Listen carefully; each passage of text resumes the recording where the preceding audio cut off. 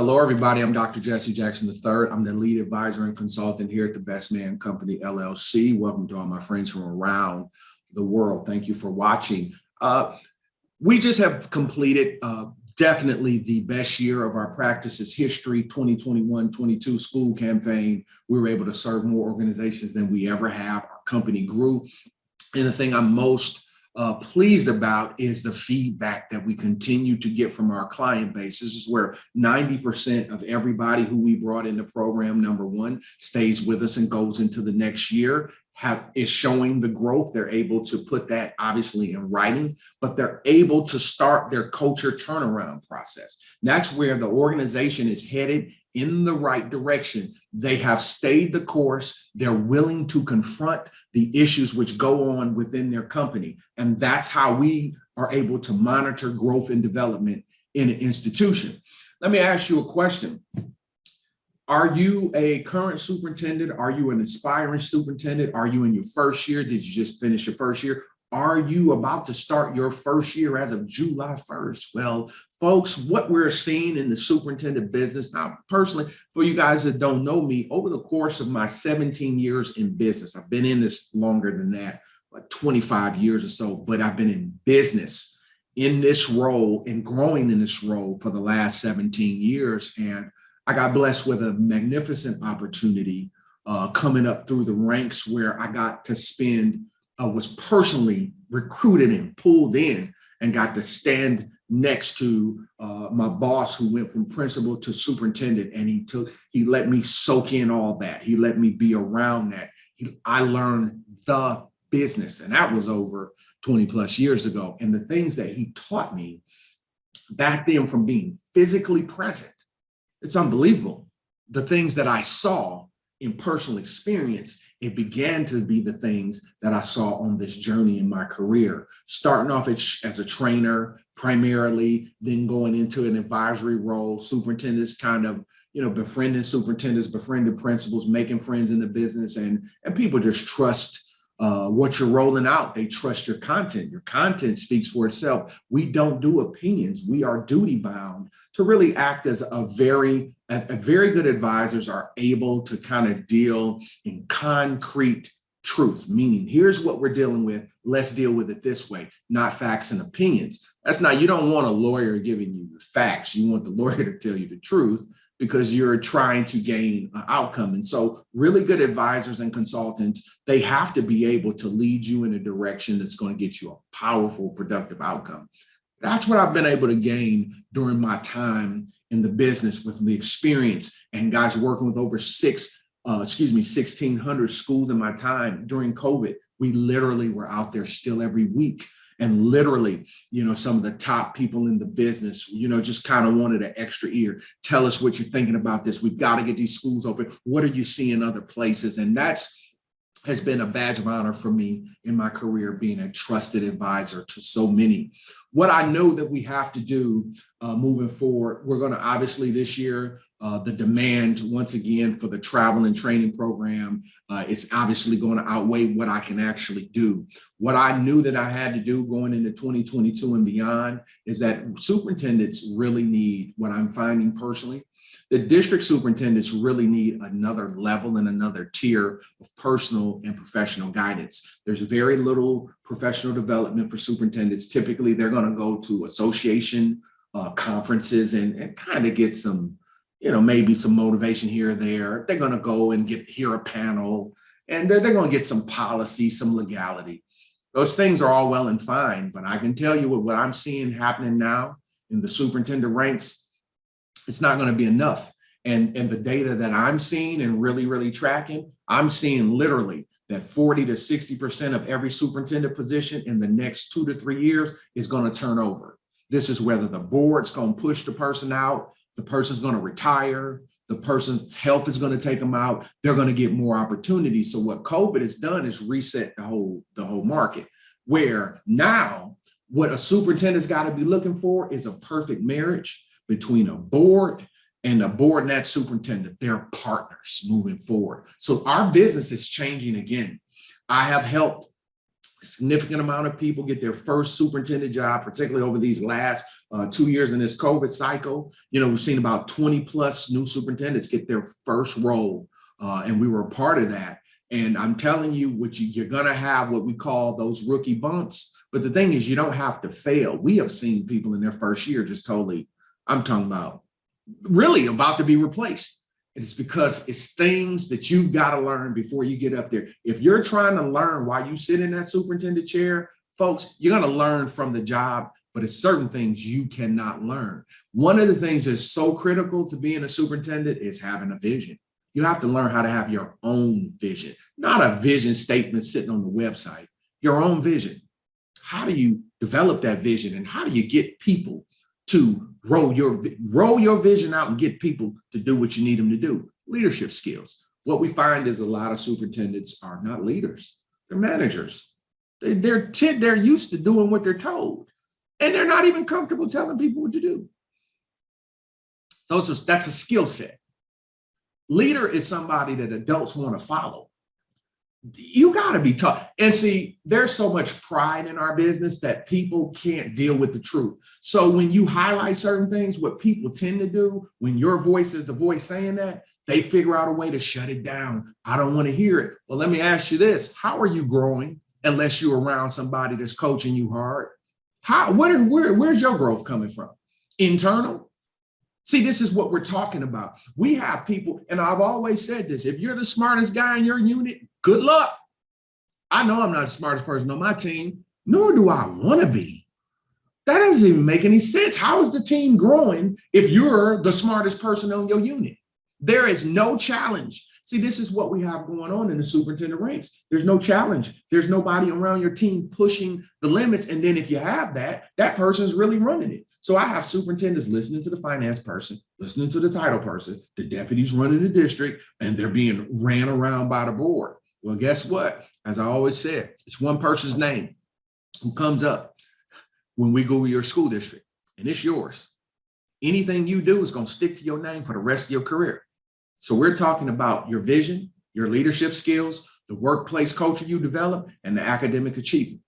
The reason why I started this particular program, the Superintendent Success Program, is to give superintendents the extra advantages that they need in skill set and the extra training and advisement opportunity that will help build and develop you over the course of time.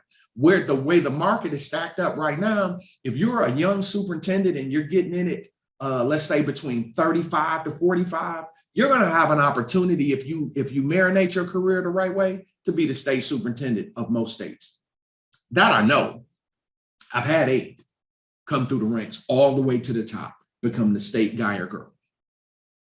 So what I'm saying is careers have to be managed. This is not a game. This is not about retirement. I don't even want to be around somebody thinking about retirement. I want to be around people who see the picture I see, an opportunity of a lifetime. And that's what I want to be a part of. This is why we started the Superintendent Success Program. It's for current and aspiring superintendents. It is a year-long coaching program, which starts over the course of the summer, bringing us back for the school year.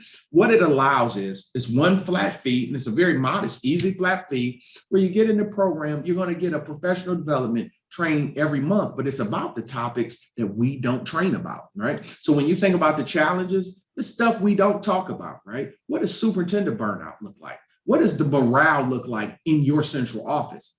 This is not things you find out in the meeting. And these are not things you'd be like, oh, I think it's pretty good. No, you need to level with yourself if you want to be a champion and want to be an all-time legacy suit.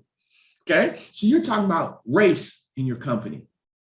I had one superintendent call, said, hey, man, we want to deal with race in our district. Well, Jackson, we want to deal with race. We know we got some race problems, but then when it's time to do it, the finance person is telling them that it's too much money. So explain to me how something as sensitive, as important as race, which can get you fired and put out of business and stop all academic production, who told you how much the service was supposed to be? Who are you listening to? The finance person? Wow. This is what I'm talking about. Superintendents not trained. Where are you getting these concepts from? Who are you listening to? Oh, if I'm not getting bang for my buck, oh, we're gonna stop the program. You haven't even done the program a year. You haven't even done the program a year. You haven't even been in the program 2 years. You don't. What do you know? And so what that's telling me is when I hear people start talking about the money, what I'm hearing is a person who has no vision. Because whenever you have a vision, the cost of it doesn't matter. Now, obviously, you're going to be within a financial window, but if you know your vision is to close the reading gap in your district, who is about to sit here and tell you that that's too much money to invest in the services to close that reading gap? If you're about this behavior stuff, you want to get it under control, who is going to tell you that the investment to solve that problem is too much? You listen, I've been in this long enough. I know what a real superintendent is. I work with some of the best of all time. And I know who don't know what they're doing. Where we are right now in history, we've got to have leaders. We cannot have managers posing as leaders, holding titles, getting a six-figure salary, and bringing economic hardship and poverty and the curse of poverty on the community because the leader does not have a vision, is not a leader, does not know how to see the future and get people to follow him or her. That day is over. So when you look at these things, this is what we're dealing with every month. These hardcore issues, trauma, toxic workplace, retention, right? How do you build your leadership team? What are you going to do about this behavior? We got real behavior problems. What are you going to do about it? Are you coming back this year with the same policies you had last year? I hope not. I hope not. I hope not. When you had all that fighting, when you had all those referrals, and you're sitting here telling me you're coming back with the same policy you had last year, I hope not. In the program, we discuss some really tough topics that help you grow personally. And some of those things is about what's the purpose of a superintendent? What are things that superintendents are doing to get fired or get themselves in a place where they're not hired again? Why is it that superintendents fail and why so many are performing marginally? What are the things you're going to have in place post-COVID? There's some baseline pillars, right? How do you manage your central office? How are you managing this trauma in your community that's trying to come into your schools and your classroom? What is your role in building a healthy climate and culture within your organization? How do you work with your school board for the best results? And most importantly, never forget this, how do you develop a consistent vision and focus for your organization? This is something you personally have to really work on. This requires coaching. This requires you really get it really sharp. Now, the thing is, this is a whole school year long program, starts right here over the summer. And what we do in the program is you get a professional development training from me. It's I like to keep it under an hour a month, about 40 minutes of training on a very critical topic that came from the superintendents. And I want to give it back to you that helps you build and develop. So then the video catalog just builds over the course of the year. Also, you can call me. You have access to call me via email personally. You can always get me on the phone all 7 days. I like to always be available to my clients, and you get a copy of my new book, which is called Closing the Superintendent Gap. This is about helping superintendents learn the art of leadership in an executive capacity in an educational environment. A school superintendent is a politician. You hear so many people that are already superintendents, principals say, I don't do politics. Well, politics is not a dirty word. That's the ability to be able to address the needs and concerns of all of your constituency, no matter where they sit. How do I achieve these goals and move this company forward? How do I get everybody to cooperate with me and don't become a person that's catering to somebody's agenda? We have seen this too many times. You get a new superintendent come in, they're happy to have the job, they want to keep the votes. So what they're going to do is there's board members moving the agenda around. Now, the thing is, you got to learn how to work with your board. And one of the things I say to all of my superintendents have to learn to work for boards that love them. And if the board doesn't love you, you need to find a school board that does. That comes from training, development. I have seen hundreds of cases where superintendents has an awesome relationship with their board, and we're moving that company forward. And I've seen situations where that board and that superintendent are always on the verge of divorce. And that is not a productive, conducive work environment. So we have got to learn how to develop those rapports within your board and move it in a direction that's productive, that where your vision can be executed. This is a year-long program. It's a one-time fee. You need to register today. It is a limited amount that can come in.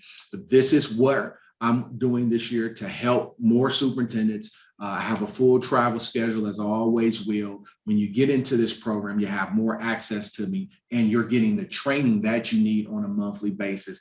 If you need me to come for training for your leadership team or something like that, being a member of our program will give you priority where we can make the attempt to get you on the schedule to make that happen. You know this program is for you. Your superintendent has definitely watched all the way to the end. This is something you need. It's a flat fee there. It's for the entire school year. I'm looking forward to supporting you, giving you the guidance and encouragement you need to be the executive that you need to be for your school community.